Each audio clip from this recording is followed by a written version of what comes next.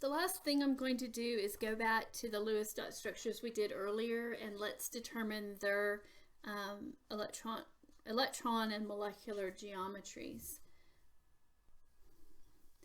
And for this first one, it's just too simple. We're just going to say the molecular geometry is linear. And you can do that anytime it's two atoms because that's the only geometry they can have. Let's go to something more interesting.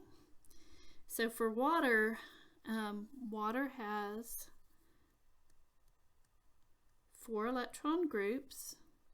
So we go through these questions. 4 electron groups. So the electron geometry is tetrahedral. And the molecular geometry is, and so this is one where we have, put it over here, this is one where we have 2 lone pairs. So we have our little tetrahedron and 2 lone pairs. And that's how water is. That's why you see water drawn as a bent molecule.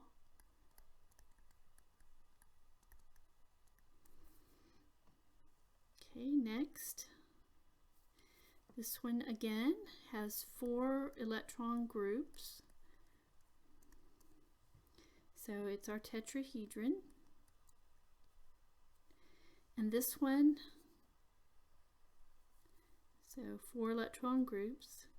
This one has an atom at each place, so no lone pairs. That means our electron geometry is tetrahedral. And because there are no lone pairs, when we look at just the atoms, the molecular geometry will come out the same.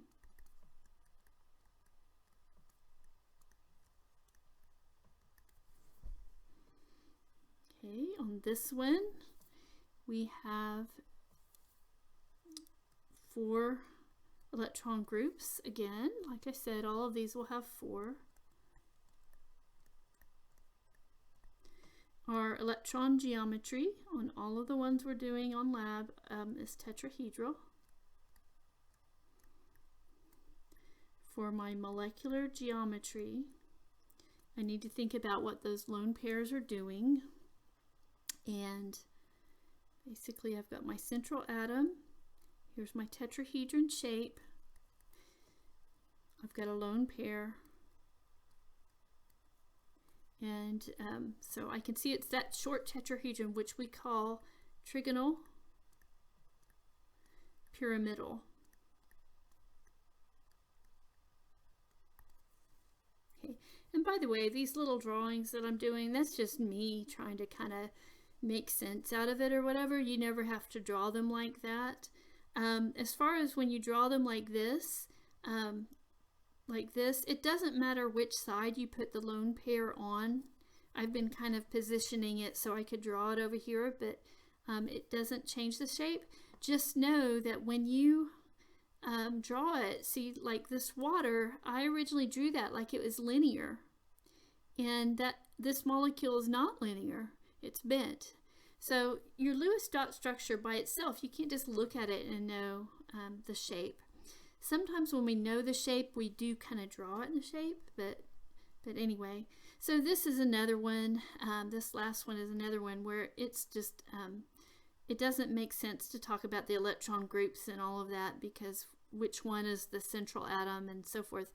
But the molecular geometry does make sense. We can still say that's linear.